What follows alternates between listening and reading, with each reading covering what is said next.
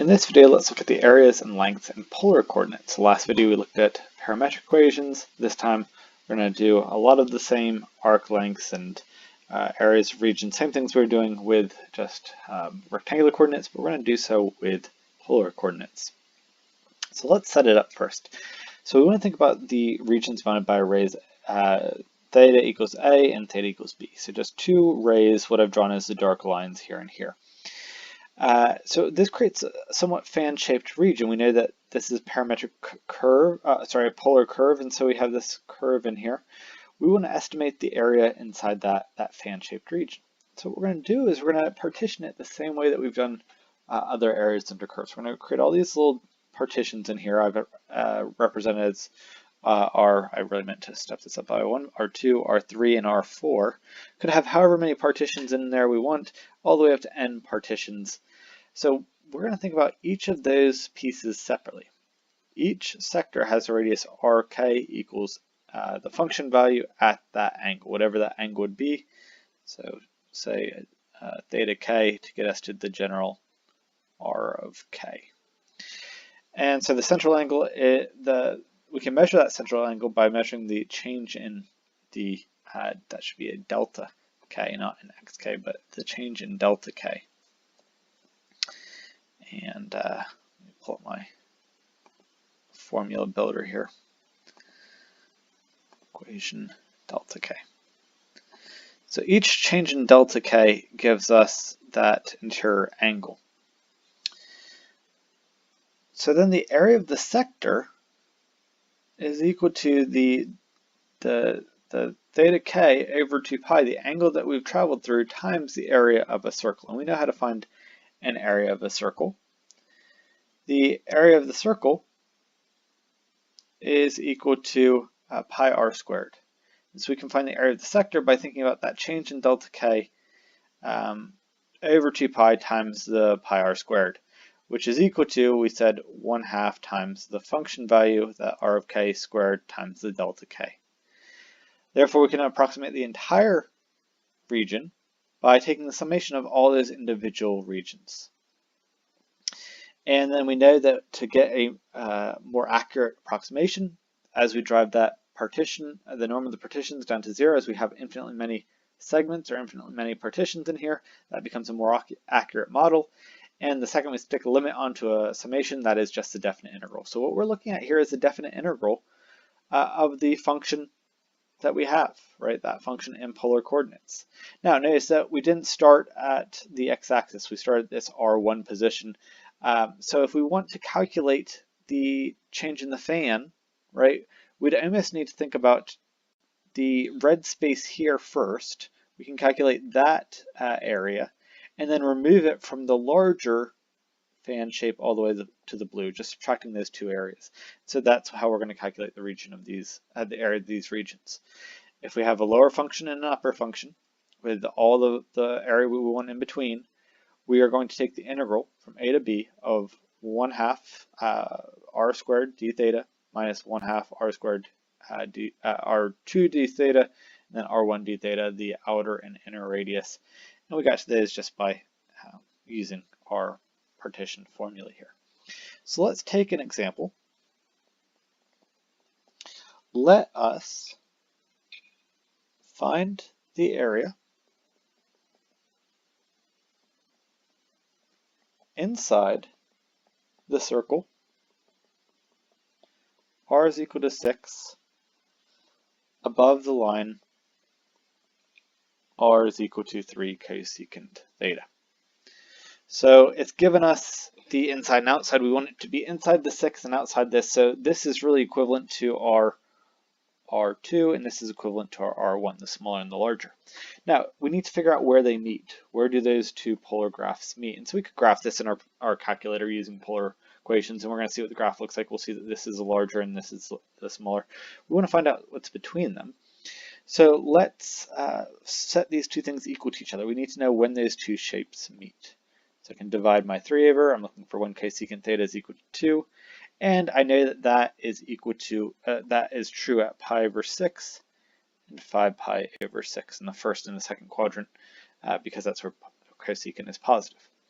So now what we want to do to calculate that area is to look at the integral from pi over 6 to 5 pi over 6 of the larger, the 6 squared, minus the smaller, the 3 cosecant squared. I need to put that squared on the outside, d theta. And I realize I've forgotten a 1/2 right here, so make sure we include that from our formula. So now that we have that there, let's continue. So we will have the 1/2 the integral pi over 6 to 5 pi over 6. I need to square the 6, that's going to be 36. I square the 3 cosecant, that'll give me a 9 cosecant squared theta, d theta. And we can take the antiderivative for both of these things. So we're going to have a 1/2, and then I'm going to put in brackets 36 theta minus, and really it's going to turn into a plus. We're going to get a 9 cotangent, and because the derivative of cotangent is a negative, I've switched the -9 to a +9 theta. And we're going to evaluate that from pi over 6 to 5 pi over 6. Let's go ahead and plug in. 36 times 5 pi over 6 plus 9 cotangent of 5 pi over 6. I'm going to throw this in parentheses.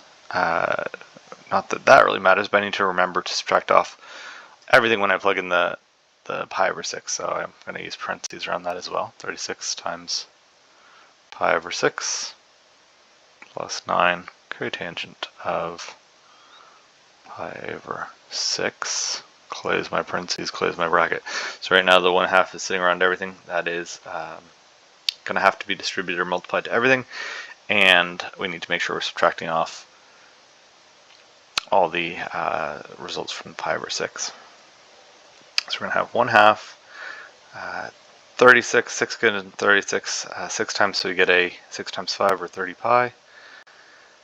And then we will have a plus 9, the cotangent of 5 pi over 6. Well, 5 pi over 6 is in the second quadrant, so that's going to be a negative. And the cotangent of pi over 6 is root 3 minus 6 into 36 is 6 pi. I distribute that negative right here.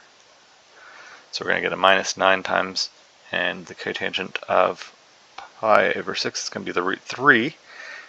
It is in the first quadrant, so we get the positive value there. We're going to have 1/2 times 30 pi minus 6 pi is 24 pi. And then we have the 9 times negative root 3, that's negative 9 root 3, minus another 9 root 3, that's negative 18 root 3. And finally distributing that 1/2, we're going to have 1/2 of 24 is 12 pi, and 1/2 of negative 18 is negative 9 root 3. And there is our answer. So once we have the formula, 1/2 the outer radius squared minus the inner radius squared, we just need to make sure we understand which function is our outer and our inner. Find the points of intersection where the integral needs to be, and we just compute our integral. Next thing I want to do is look at the length of the polar curve, so essentially the arc length applied yet to our polar coordinates. So we're going to start by thinking of it as a parametric curve. Remember that the parametric curve is very easy to find this arc length, even easier than the rectangular equation. So let's parameterize it. R is equal to f of theta by definition of the parametric curve. Well, then let's write x as r cosine theta, which is equal to f of theta cosine theta. And then y is equal to r sine theta, just breaking it back up into its x's and y's, its rectangular coordinates.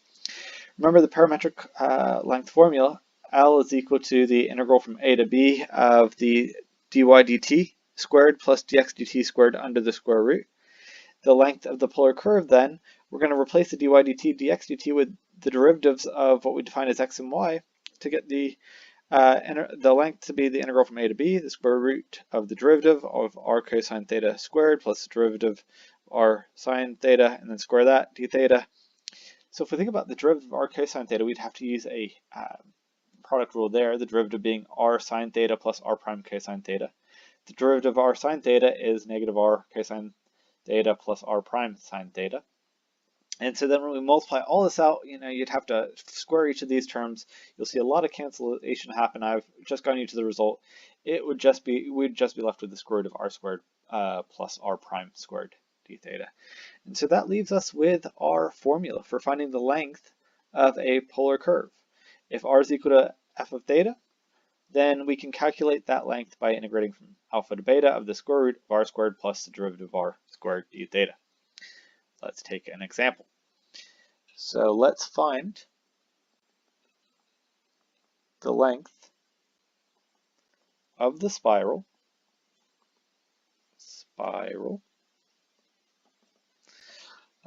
r equals e to the theta over the square root of 2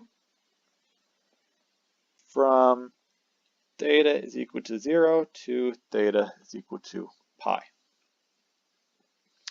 All right, so the first thing I'm going to do is just go ahead and calculate dr d theta because we do need to have that. So 1 over the square root of 2 is just a constant multiple, and then the derivative of that is e theta. And so then we're going to find our length by taking the integral from 0 to pi of the square root. Our r was e to the theta over the square root of 2. We're going to square that. The derivative we just calculated was actually the exact same thing because the derivative of e is just itself. And we need to square that as well. Clean that up a little bit. That was a e theta, not a negative theta. And so let's just do a little simplification. So the e squared theta is just e to the 2 theta, and the square root of 2 is just 2.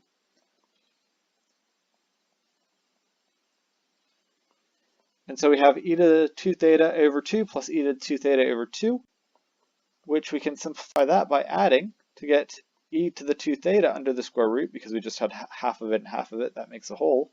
And then because we're taking the square root of a 2 theta, that would give us just e to the theta. So this one worked out very nicely. Nice easy example just to see what we're doing.